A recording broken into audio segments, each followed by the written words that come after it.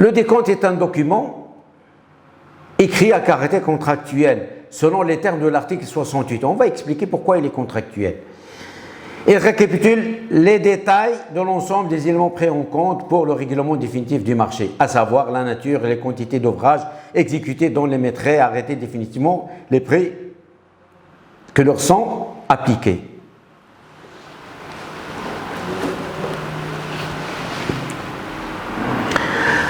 Le décompte est un document écrit. Il n'est pas oral, et c'est un écrit qui retrace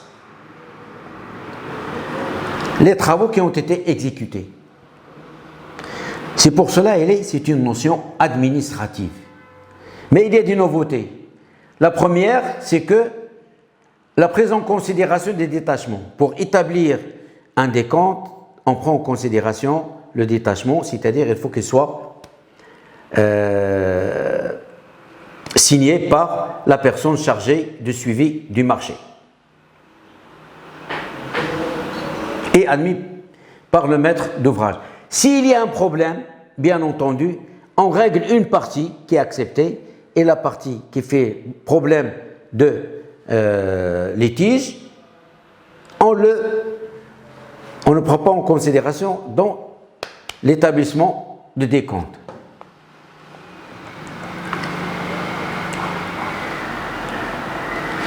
En effet, l'agent chargé du suivi de l'exécution du marché, chaque fois qu'il est nécessaire, il établit un décompte provisoire.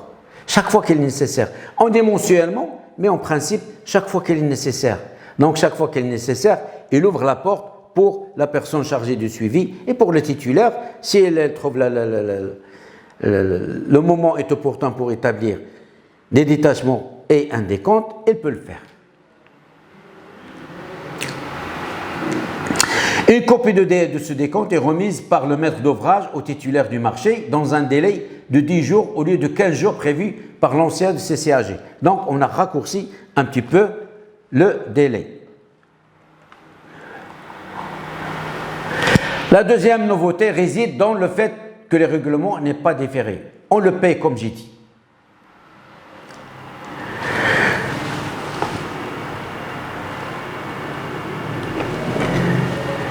Il y a un caractère contractuel. Et comme on a dit, l'aspect contractuel découle de la ligne 4 de l'article 68 de CCAG qui indique que l'acceptation des différents décomptes par l'entrepreneur et leur approbation par l'autorité compétente lie le maître d'ouvrage et l'entrepreneur définitivement, c'est-à-dire elles sont co-contractants. Elles sont responsables tous les deux. Parce que le premier, il l'a établi, l'autre, il l'a accepté. La prise en compte des attachements, conformément à l'article 62.1 de CCAG, les attachements ne sont pris en compte dans les décomptes qu'autant qu'ils ont été admis par l'agent chargé du suivi de l'exécution. Tant que les attachements n'ont pas été pris en considération, ils n'ont pas été signés, on ne les prend pas en considération. S'ils ont été signés pour une partie, on établit le décompte en conséquence et en prenant en considération de ce qui a été réellement accepté.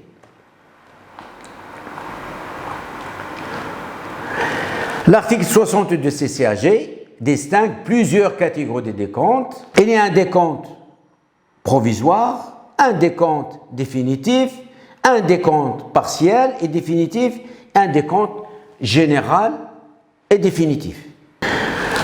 Le décompte provisoire.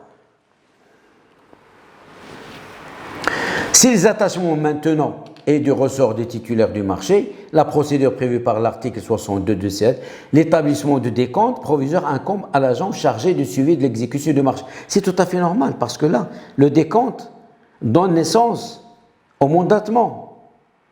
Donc, c'est une obligation pour le maître d'ouvrage de payer. C'est le maître d'ouvrage qui doit établir, liquider le montant et le virer au titulaire du marché. Remarque, à noter que les approvisionnements ne peuvent être portés au décompte que si elles ont été acquis en toute propriété et effectivement payés par l'entrepreneur. Aussi, selon l'article 62.3 qui prévoit qu'en attendant l'approbation du décompte définitif, le dernier décompte provisoire établi sur la base des attachements et des éléments acceptés par le maître d'ouvrage et l'entrepreneur doit lui être réglé. Donc, le cas des approvisionnements signifie tout simplement que les produits doivent être d'abord sur le chantier et de ne pas dire non. Ils sont chez le fournisseur. Il faut qu'ils soient sur le chantier et destinés pour la construction de l'ouvrage et troisièmement, propriété de l'entrepreneur. Comment il peut prouver qu'il est propriétaire? Il y a une facture. Il faut qu'il soit payé. Et payé, il a une facture en bonne et due forme. C'est-à-dire, il y a la nature du produit, la quantité, le prix unitaire, le montant payé. Dans ce cas-là, on peut régler ces approvisionnements, pas entièrement. En principe, c'est le 4/5. Et une fois, parce que par la suite, ces approvisionnements vont être exécutés à côté d'autres produits. Donc, qu'est-ce qu'on fait? Le décompte numéro 2, on établit le décompte numéro 2 selon les attachements. Ces produits-là ont été déjà payés et font partie des constructions et des attachements. On déduit ce qui a été payé et on rajoute la différence pour compléter le montant des produits qui ont été rajoutés pour le décompte numéro 2. En cas d'omission ou d'erreur, sur les éléments constituant le dernier décompte provisoire, un décompte provisoire rectificatif est établi pour tenir compte des omissions ou des erreurs précitées. On constate. Le décompte définitif. Le décompte définitif a des conséquences importantes. Ce n'est pas contesté dans les délais impartis. Les délais impartis, il faut voir tout ça, les délais impartis, c'est la forclusion. Je répète, quand il y a des délais, il faut respecter les délais. Il ne faut pas dire oui, c'est pas grave. Non, c'est très très grave. Parce que parfois, la phrase qui est utilisée, censée accepter, soit par le maître d'ouvrage, soit par l'entrepreneur. Donc pour les délais, il faut être à cheval.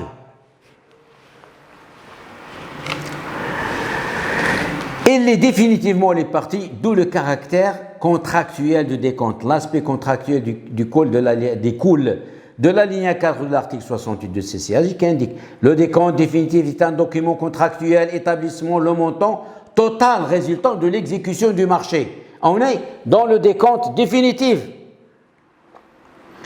Et que la ligne 4 de cet article prévoit que l'acceptation des différents décomptes provisoires, décomptes partiels, décomptes définitifs, décomptes par l'entrepreneur et leur approbation par l'autorité compétente, parce que là intervient l'autorité compétente. Ce n'est plus seulement le maître d'ouvrage. Le maître d'ouvrage, dans un premier temps, mais l'autorité compétente, c'est le chef hiérarchique. C'est lui qui approuve le marché. Donc, il y a une différence entre le maître d'ouvrage et l'autorité compétente. Il faut faire la distinction entre les deux. Par l'entrepreneur et leur approbation par l'autorité compétente, lie le maître d'ouvrage et l'entrepreneur définitivement. Il scelle l'accord définitif. Le caractère intangible du décompte général divin ne connaît que de très rares exceptions. Accord des parties, c'est-à-dire s'il y a un changement, l'accord des deux parties. Parce qu'il a un caractère contractuel. Et on peut le changer que par la volonté des deux parties. Accord des parties, le décompte présente un caractère contractuel. Des parties peuvent, d'un commun accord, c'est-à-dire les deux personnes en même temps, décident de revenir sur les éléments qu'il contient. Demande de révision par l'une des parties dans les cas d'erreur, d'omission ou de présentation inexacte prévue par le Code de procédure civile, en cas de fraude ou de manœuvre dolosive et en cas de nullité du marché. Le marché devient nul et non avenu. Dans ce cas-là, on peut revenir sur les décomptes. Précision par ailleurs que conformément à l'article 68 du CCAG de travaux, le décompte il est définitivement les parties, sauf en ce qui concerne le montant des intérêts moratoires afférents au solde. En dehors de ces hypothèses, l'intangibilité du décompte a un effet radical, puisqu'il interdit notamment aux maîtres d'ouvrage de réclamer aux titulaires du marché des sommes qui ne sont pas inscrites dans le décompte général ou aux titulaires de solliciter l'indemnisation de travaux supplémentaires qu'il n'a pas mentionné dans son projet de décompte final. Donc, une fois qu'on a approuvé, personne ne peut réclamer quoi que ce soit, sauf dans certains cas. Pour les intérêts moratoires, ça c'est autre chose. C'est une autre procédure. C'est un autre mandatement. C'est un autre qu'on va le voir par la suite.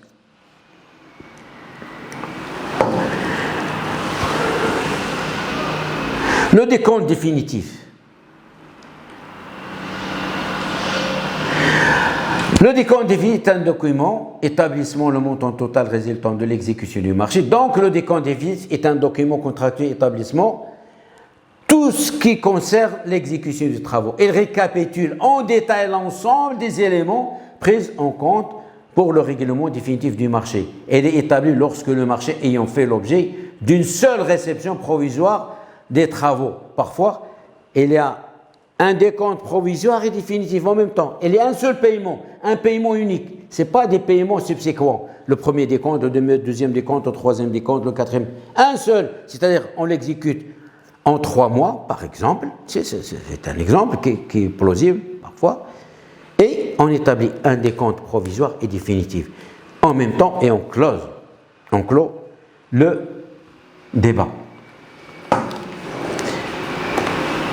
Un décompte partiel et définitif. Donc on a parlé provisoire et définitif. Maintenant on parle décompte partiel et définitif. Si le cahier des prescriptions, le CPS le prévoit, une réception partielle peut être prononcée pour des ouvrages ou parties d'ouvrages pour lesquels les délais partiels d'achèvement ont été fixés. Il veut disposer de ce qui a été exécuté. Il n'a pas achevé le travail entièrement, mais il y a seulement une partie. C'est pour cela on fait un procès-verbal de réception partielle, d'abord, il faut le constater, et ensuite, elle peut être prononcée pour des ouvrages ou parties d'ouvrages pour lesquels des délais partiels d'achèvement ont été fixés. Dans ce cas, un décompte partiel définitif est établi. Le décompte partiel définitif est un décompte définitif qui concerne les travaux d'une partie, c'est-à-dire c'est un décompte définitif pour cette partie qui a été réceptionnée. On le considère comme définitive. On ne peut pas revenir en arrière parce qu'on a scellé. Elle est établie lorsque le maître d'ouvrage use du droit de prendre possession de certaines parties, parce qu'il a pris possession de cette partie. On ne peut pas revenir en arrière. C'est un décompte partiel, mais définitif en même temps, pour cette partie-là.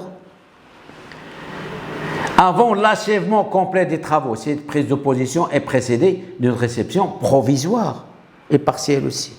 Il faut voir ce qui a été réellement exécuté et formalisé par une réception.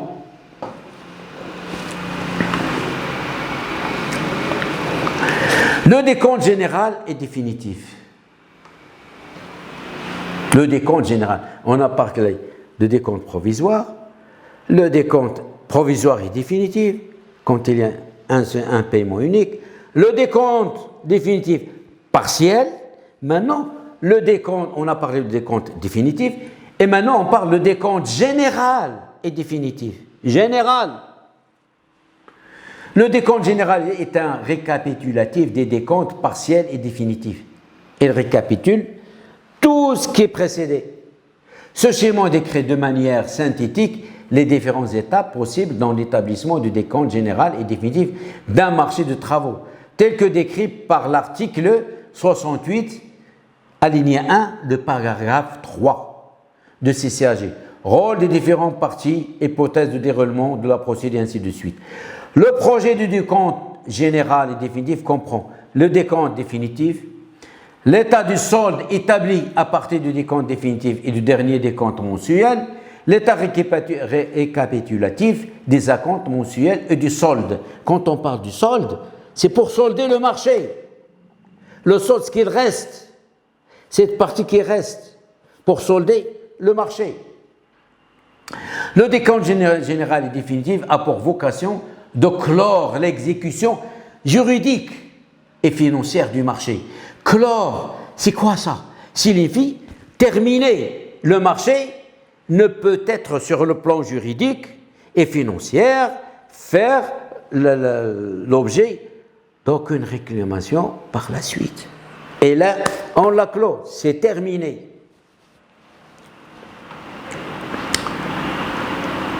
Il fixe les droits à paiement des parties, détermine le droit à intérêt moratoire et le point de départ du délai de contestation.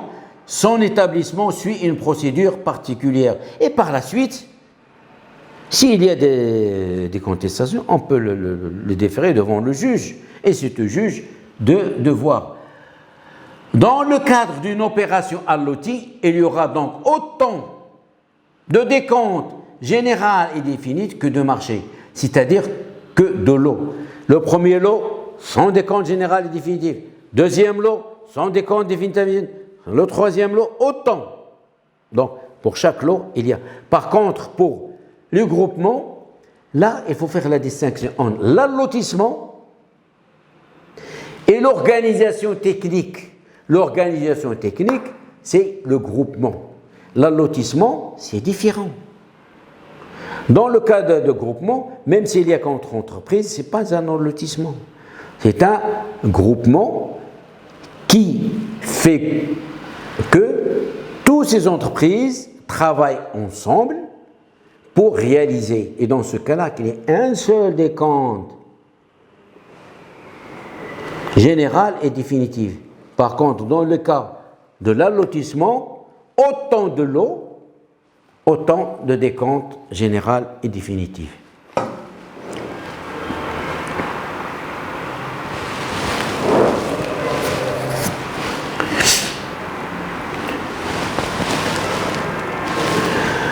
Donc le décompte général et définitif doit être établi pour chaque marché, c'est-à-dire pour chaque lot, on l'a dit. Le marché doit donc voir un seul décompte, mais si le marché est alloti, il faut un décompte général par lot, et ce même si on a opté pour une réception globale. Même si on a opté pour une réception globale, il faut pour chaque lot un décompte général pour chaque lot. Dans ce cas, les projets de décompte sont remis simultanément et dont lieu selon la procédure définie par le CPS et par le cahier des charges administratives générales à autant de décompte général. Pour les marchés reconduits, un seul décompte général à prévoir à l'issue de l'exécution. Qu'est-ce que c'est qu'un marché reconductible? C'est-à-dire, c'est 3 ans et on le reconduit chaque année. On met un décompte général et définitif si on ne le reconduit pas. Par contre, si c'est la même personne qui est chargée de reconduire, à la fin de la 3e année, parce qu'il y a 3 ans ou 5 ans, à la 3e année, dans ce cas-là, un seul décompte général et définitif à la fin de l'opération et de l'achèvement des travaux.